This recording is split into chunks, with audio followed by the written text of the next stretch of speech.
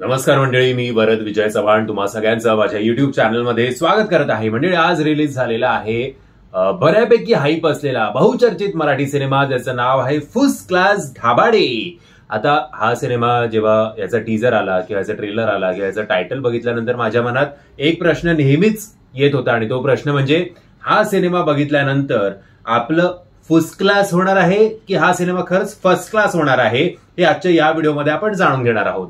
पण मंडळी, तुम्हाला एक विनंती आहे की हा व्हिडिओ एंड पर्यंत नक्की बघा. का? कारण या व्हिडिओच्या एंडला तुम्हाला संगीत मान अपमान या सिनेमाचं 2 आठवड्याचं बॉक्स ऑफिस कलेक्शन आणि जिलबी या सिनेमाचं 1 आठवड्याचं बॉक्स ऑफिस कलेक्शन तुम्हाला नक्कीच मी सांगेन. सो आता सर्वप्रथम येऊया फर्स्ट क्लास धाबाडे या सिनेमाकडे.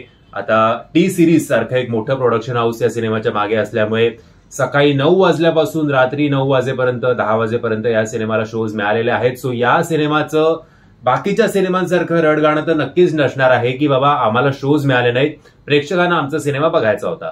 बट प्रॉब्लेम असा आहे की नेहमीप्रमाणे जेव्हा मी सकाळच्या शोला गेलो तेव्हा माझाच जरा फर्स्ट क्लास होतोय की काय असं मला वाटत होतं, कारण जवळजवळ शो कॅन्सल व्हायची वेळ आली होती. पण माझं नशीब चांगलं की काही काही कॉलेजची पोरं आली, त्यामुळे जरा एक 7-8 जण आम्ही या शो मध्ये तरी गेलो बाबा. आता आजचं जर तुम्ही बुक माय शोवर बघितलं तर ऑलमोस्ट मी सकाळी जेव्हा चेक केलं तेव्हा लास्ट 24 आवर्स मध्ये 6000 तिकीटं बुक झाली आहे. एवढं तरी होतं ना, ते एवढं मराठी सिनेमानं एवढं सुद्धा नसतं. आणि विवियाना पुन्हा एकदा बॅटिंग करताना विवियाना मॉल ठाण्याचं दिसतोय, कारण संध्याकाळचा आणि रात्रीचा शो त्याचा ऑलमोस्ट हाऊसफुल आहे. बाकीचे लोक जागे व्हा, फक्त कमेंट्स करत बसू नका की आम्हाला सिनेमा बघायचा आहे. सो येऊया फर्स्ट क्लास धाबाडे या सिनेमाकडे. प्रत्येक कुटुंबातली ही गोष्ट आहे. प्रत्येक कुटुंबामध्ये होणारे रुसवे फुगवे किंवा मिसकम्युनिकेशन किंवा मिसअंडरस्टँडिंग किंवा काही काही फर्टिलिटीचे प्रॉब्लेम्स, या सगळ्या गोष्टी या सिनेमामध्ये असल्यामुळे आपला प्रत्येक जण या ना किंवा त्या कॅरेक्टर बरोबर किंवा या ना किंवा त्या फेज बरोबर नक्कीच कनेक्ट होईल. जसं घरत गणपती ही कोकणातली कथा होती, सो कोकणातली जास्त लोक त्याच्यावर कनेक्ट झाली की गावातल्या जमिनीचे प्रश्न, मग ते सगळ्या बागा आणि यावणी त्याव.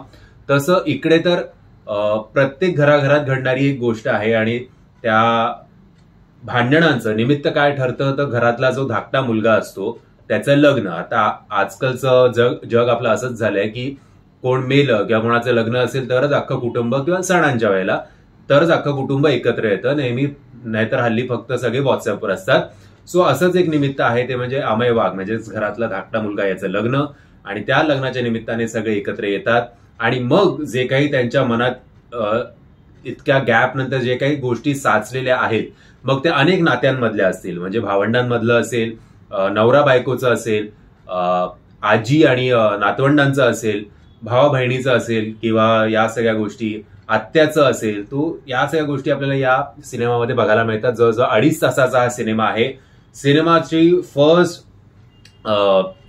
जवळजवळ 1.25 तास जोरदार बॅटिंग तुम्हाला बघायला मिळते. म्हणजे हसत हसत आपण जवळजवळ लोटपोट होऊ की काय असं वाटतं. येल्लो येल्लो गाणं हे सुद्धा सिनेमाच्या फर्स्ट हाफ मध्ये आहे. सो बऱ्यापैकी हळद, लग्न समारंभ यासाठी यामुळे कदाचित फर्स्ट हाफ जो आहे त्याचा टोन सुद्धा सिनेमॅटोग्राफीचा थोडा येलोइश ठेवण्यात आलेला आहे. आणि सेकंड हाफ मध्ये जेव्हा हा सिनेमा आपल्या इमोशन्सशी खेळतो या न कळत आपल्या डोळ्यात पाणी आणून जातो, तेव्हा या सिनेमाचा टोन, या सिनेमॅटोग्राफीचा टोन सुद्धा बदलतो आणि थोडा नॅचरल रंग आपल्याला या फ्रेम्स मध्ये दिसतात. सो हे मला एक कौतुकाची गोष्ट वाटली. IVF आणि नाईटफॉल यासारख्या आपल्याकडे मानल्या जाणाऱ्या सेन्सिटिव्ह विषयांवर सुद्धा या सिनेमाने हात घातलेला आहे. आणि हात घातल्यानंतर कुठेतरी मला असं वाटलं की आपल्याला हा विषय मांडायचा तर आहे, बट एकदम बाबा आपण टू द पॉइंट बोलायचं का? कारण आपल्याकडे कसं आहे की फक्त एक सेन्सर बोर्ड नसतो ना. सिनेमा रिलीज झाल्यानंतर गल्ली बोळ्यातनं अनेक सेन्सर बोर्ड जागे होतात की हे आपल्याला शोभत नाही, हे आमच्या समाजाच्या विरोधात, आपल्या धर्माच्या विरोधात आहे. असं करत करत जे काही आपलं पॉप्युलेशन वाढलंय, समाज आणि संस्कृती आणि या सगळ्या गोष्टी करत, त्याच्याबद्दल काय बोलायलाच नको. सो कुठेतरी पॉइंट मांडायचं पण आहे, पण थोडं आपल्याला भीती सुद्धा वाटते. असं ओव्हरऑल त्या IVF आणि नाईटफॉल या सेन्सिटिव्ह विषयांवर मुद्दे मांडताना हा सिनेमा मला वाटला.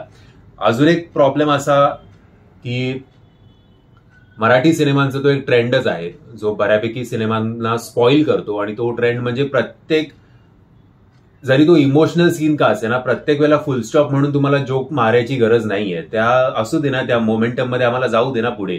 आता या सिनेमाचं कसं होतं की हा सिनेमा बाकी खरंच खूप चांगला झालेला आहे, खूप सुंदर झालेला आहे. त्यामुळे हे जे जोक आहेत ते आपण पासबॅक करू शकतो. पण ओव्हरऑल मराठी सिनेमांनी कुठेतरी या कॉमेडीला कुठेतरी सतत आपल्याला विनोद करायलाच हवा, या फंदात पडायला नको. खरं तर या सिनेमाची गाणी उत्तम आहेत, अभिनय सगळ्यांचं उत्तम आहे आणि खरंच सांगतो खूप काळानंतर हसत हसत लोटपोट करत करत न कळत आपल्या डोळ्यात पाणी आणणारा सिनेमा हा झालेला आहे. प्रत्येक, जसं मी मगाशी म्हटलं तसं, प्रत्येक कॅरेक्टर बरोबर किंवा कुठल्या ना कुठल्या फेस बरोबर तुम्ही कनेक्ट व्हाल. आपली आजी अशी होती, आपली आत्या तशी वागते, आपली आई अशी आहे, आणि प्लस आपल्या जुन्या असलेल्या रूढी परंपरा आणि आत्ताच्या नवीन पिढीचं असलेलं एक त्याच्याबद्दलचं प्रॅक्टिकल मत, याच्यावर सुद्धा भाष्य करणारा हा सिनेमा आहे. सो एकाच वेळी अनेक मुद्द्यांवर हात घालून सुद्धा फर्स्ट क्लास दाभाडे हा कुठेही फसलेला नाहीये आणि फर्स्ट क्लास झालेला आहे, असंच मी थोडक्यात म्हणेन. आणि 2.5 तास सुद्धा या सिनेमाचे तेवढे असे काही खटकत नाहीत. सो तुम्हा सगळ्यांना विनंती आहे की फक्त विचार करत बसू नका, युट्यूब आणि इतर सोशल मीडियावर कमेंट करत बसू नका की हा सिनेमा आम्ही फर्स्ट डे फर्स्ट शो किंवा ऍटलीस्ट फर्स्ट विकेंडला तरी बघू. लगेचच या सिनेमाचे तिकीट बुक करा आणि आय थिंक बऱ्यापैकी चांगलं मनोरंजन, एक फॅमिली एंटरटेनमेंट, कुठेही कमरे खालचे विनोद नाहीत, काय नाही तुम्हाला या सिनेमाच्या माध्यमातून बघायला मिळेल. निवेदिता ताईंचं, जिने सुलोचना ही व्यक्तिरेखा साकारली आहे, तिचं जे आधीच्या रूढी परंपरा पण सांभाळायच्या आहेत, आजीला सुद्धा दुखवायचं नाहीये आणि आत्ताच्या मुलांना सुद्धा सांभाळायचं आहे, हे जे मधलं कन्फ्युजन आहे किंवा हे जे मधलं एक बॅलन्स करणारं व्यक्तिरेखा आहे, ती तिने अतिशय उत्तम पद्धतीने साकारली आहे. या सिनेमात शांताक्का म्हणजेच उषाताई नाडकर्णी यांचं सुद्धा काम अप्रतिम झालेलं आहे. त्यांचं कॉमिक टायमिंग प्रत्येक वेळेला क्षिती जोग आणि हरीश दुधाडे यांच्यामध्ये नाक खूप असणं हे तिचं चांगलं वाटतं, मजा येते, हसायला येतं खूप. या हरीश दुधाडेचं सुद्धा काम उत्तम झालेलं आहे, खूप नॅचरल झालेलं आहे. आणि या सिनेमाचे 3 प्रमुख महत्वाचे एक्के म्हणजे अमय वाघ, सिद्धार्थ चांदेकर आणि क्षिती जोग या सगळ्यांनी ही कामं सुपर केली आहेत.